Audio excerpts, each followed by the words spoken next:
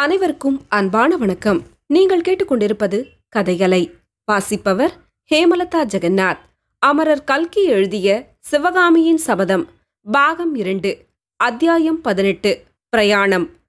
கார்த்திகை மாதத்தில் ஒரு நாள் மாலை நேரத்தில் காஞ்சியிலிருந்து சிதம்பரம் போகும் சாலையில் கூண்டு இல்லாத இரட்டை மாட்டு வண்டி ஒன்று போய்கொண்டிருந்தது. அதில் சிவகாமியும் அவளுடைய அத்தையும் உட்கார்ந்திருந்தார்கள். வண்டிக்கு பின்னால் சற்று தூரத்தில் ரதி துள்ளி விளையாடி கொண்டும் ஆங்காங்கே சாலைக்கு பக்கங்களிலே முளைத்திருந்த புல்லை மேய்ந்து கொண்டும் வந்தது. சுகபிரம்ம ரிஷி ஒவ்வொரு சமயம் ரதியின் முதுகின் மேல் உட்கார்ந்தும், சில சமயம் சிவகாமியின் தோளின் மேல் உட்கார்ந்தும், சில சமயம் வண்டிக்கு மேலாக பறந்தும் ஆனந்தமாக பிரயாணம் செய்து கொண்டிருந்தார்.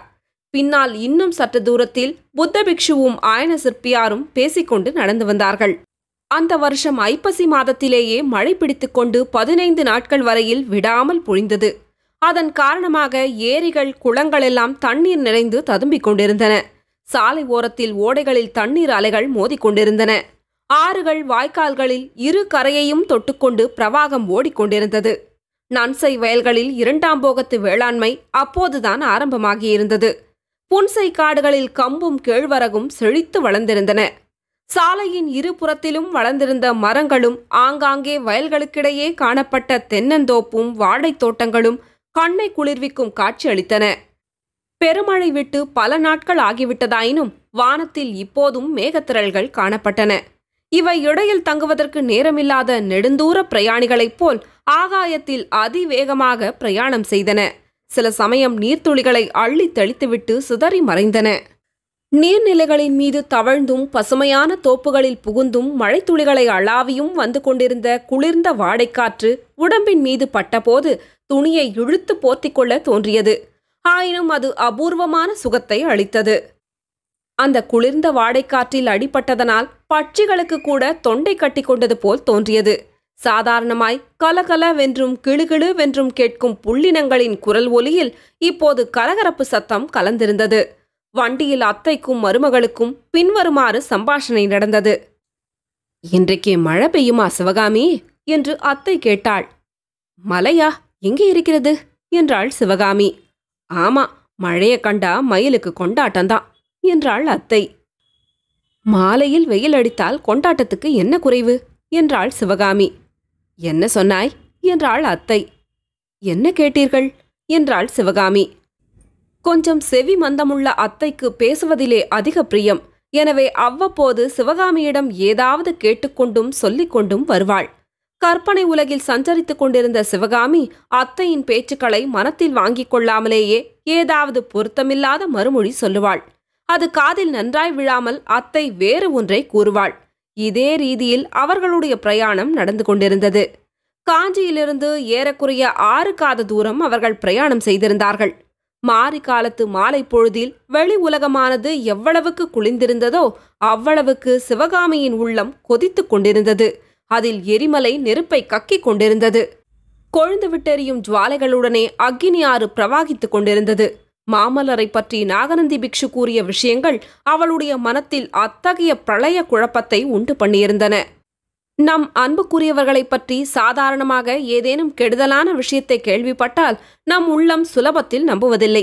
அப்படியெல்லாம் இராது என்று மனத்தை திருப்தி செய்து கொள்கிறோம். அவதூறு சொல்கிறவர்களிடம் சண்டை பிடிக்கவும் ஆயத்தமாயிருக்கிறோம். ஆனால் எக்காரணத்தினாலாவது நமக்கு வேண்டியவர்களிடம் குற்றம் இருக்கிறது என்று நம்பும்படி நேர்ந்துவிட்டால் உள்ளத்தில் கோபம் கொழுந்துவிட்டு எரியத் தொடங்குகிறது. வேண்டியவர்கள் மீது மட்டுமல்ல, உலகத்தின் மேலேயே கோபம் கொள்ளுகிறோம். இந்த மனித இயற்கை காதலர்களின் விஷயத்தில் 1க்கு 100 மடங்கு ஆகிறது. காதலன் எவனும் தன்னுடைய காதலியை சாதாரண மானிட பெண்ணாக கருதுவதில்லை, தெய்வ பிறவி என்றே கருதுகிறான். தேவலோகத்தில் அமிர்தபானம் செய்து கொண்டு ஆனந்த அமர வாழ்க்கை நடத்த வேண்டியவள் தன் பேரில் கொண்ட அன்பினாலேயே இந்த பூலோகத்தில் வாழ்ந்து வருவதாக கருதுகிறான்.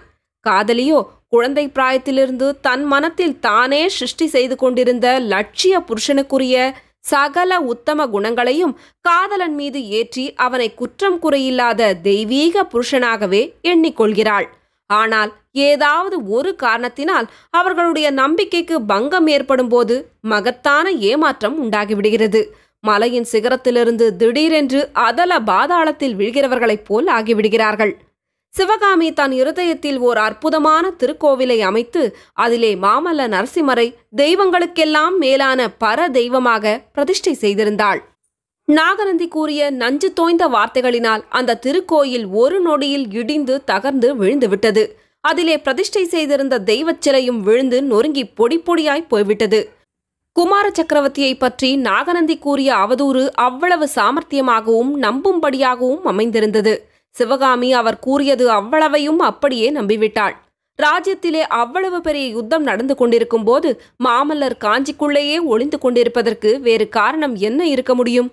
போர்க்களத்திலே பரஞ்சோதியின் வீரதீர செயல்களை பற்றிய வரலாறுகள் காற்றிலே மிதந்து ஆயனரும் சிவகாமியும் வசித்த காட்டுக்குள்ளே கூட எட்டியிருந்தன.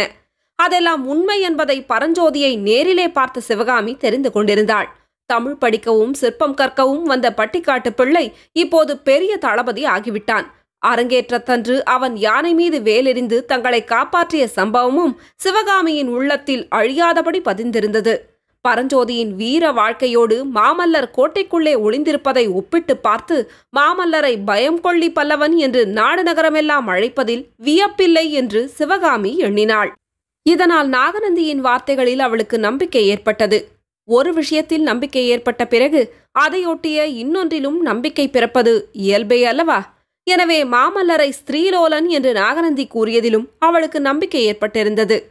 வீர மன்னர்களுக்கு பிறந்த துர்தர்களான ராஜகுமாரர்களை பற்றி அவள் கதைகளிலே கேள்விப்பட்டதுண்டு.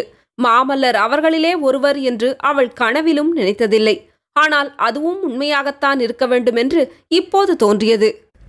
ஆஹா, மாய வார்த்தை பேசி ஏழை பெண்ணை கெடுப்பதிலே அவர் கை தேர்ந்தவராயிருக்க வேண்டும். கள்ளம் கபடமறியாத தன்னிடம் என்னவெல்லாம் சொல்லி ஏமாற்றினார். பல்லவ சாம்ராஜ்யத்தின் சிம்மாசனத்திலேயே தன்னை ஏற்றி வைத்து விடுகிறவர் போலல்லவா பசப்பினார். புருஷர்கள்தான் எவ்வளவு நயவஞ்சகர்கள்! அதிலும் ராஜகுலத்தவர் எப்பேற்பட்ட ஈவிரக்கமில்லாத கிராதகர்கள்! வழிப்பிரயாணத்தின் போது இந்த மாறு எண்ணங்கள் சிவகாமியின் உள்ளத்தில் அடிக்கடி தோன்றி நரக வேதனை அளித்தன.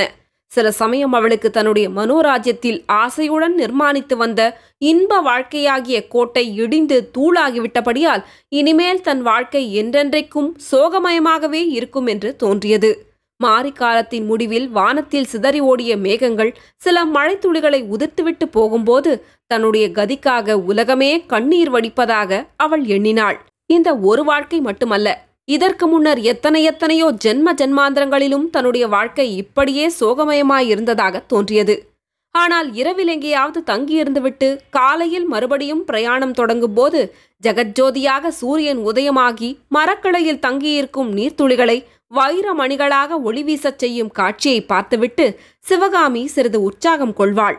மாமல்ல நரசிம்மர் பயம் கொள்ளி துர்தர் என்று ஏற்பட்டதன் பொருட்டு தன் வாழ்க்கையை எதற்காக பாழாக்கிக் கொள்ள வேண்டும் என்று கருதுவாள். உலகம் எவ்வளவோ விஸ்தாரமானது. பல்லவராஜ்யத்துக்கு அப்பாலும் உலகம் இருக்கத்தானே செய்கிறது. தன்னிடம் அற்புதமான நாட்டிய கலையும் இருக்கிறதல்லவா?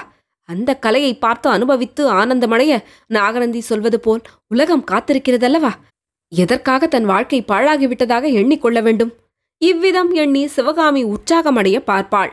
தூர தூர தேசங்களிலே பெரிய பெரிய சபைகளிலே தான் நாட்டியம் ஆடுவது போலவும் கணக்கற்ற ஜனங்கள் கண்டு களித்து தன்னை பாராட்டி உபசரிப்பது போலவும் கற்பனை செய்து கொண்டு களிப்புறுவாள். இத்தகைய மனோபாவத்துடனேயே சிவகாமி தன் தந்தையை பெரிதும் வற்புறுத்தி நாகநந்தி பிக்ஷுவின் யோசனையை ஒப்புக்கொள்ளச் செய்தாள். அதன் பேரிலேதான் இந்த பிரயாணம் அவர்கள் தொடங்கினார்கள். ஆனால் என்னதான் மனத்தை வேறு விஷயங்களில் செலுத்தி பார்த்தாலும் எவ்வளவுதான் பிரயத்னம் செய்து உற்சாகம் கொள்ள பார்த்தாலும் சாத்தியமாயில்லை. அவ்வப்போது கும்முறி கொண்டு வந்த வேதனை உணர்ச்சியை மாற்ற முடியவில்லை. பொங்கி எழுந்த ஆத்திரத்தீயை அணைக்க முடியவில்லை. முக்கியமாக அந்தி மயங்கி நாற்புறமும் இருள் சூழ்ந்து வந்த நேரங்களில் சிவகாமியினுடைய உள்ளத்தில் வேதனையும் துயரமும் பெருகி அவளை சோகக்கடலில் மூழ்கச் செய்தன. அன்று சாயங்காலம் அவ்வாறு சோகத்தில் ஆழ்ந்த உள்ளத்துடன் சிவகாமி கட்டை வண்டியில் பிரயாணம் செய்து கொண்டிருந்த போது அவளுடைய நினைவை வேறு பக்கம் திருப்பும்படியான சம்பவம் ஒன்று நேர்ந்தது. சாலையில் அவர்களுக்கு எதிரே ஒரு பெரும்படை வந்து கொண்டிருக்கிறது என்பதற்கு அறிகுறிகள் தென்பட்டன. சங்கு, கொம்பு, தாரை, தப்பட்டை, பேரிகை, எக்காளம், சமுத்திர கோஷம் முதலிய வாத்தியங்களின் பேரொலியும் அநேக குதிரைகளும் மனிதர்களும் நடந்து வரும் காலடி சத்தமும் போர் வீரர்களுடைய பேச்சு சத்தமும் போர் முழக்கங்களின் கோஷமும் கலந்த பேரிரைச்சல் நிமிஷத்துக்கு நிமிஷம் நெருங்கி வந்து கொண்டிருந்தது. சற்று நேரத்துக்கெல்லாம் சைன்யத்தின் முன்னணி படை வீரர்கள் அவர்களின் கண்ணுக்கு தென்படலாயினர். தொடரும். கதையலை உங்களுக்கு பிடிச்சிருந்ததுன்னா உங்க நண்பர்களோடும் உறவினர்களோடும் பகிர்ந்துக்கோங்க. நன்றி.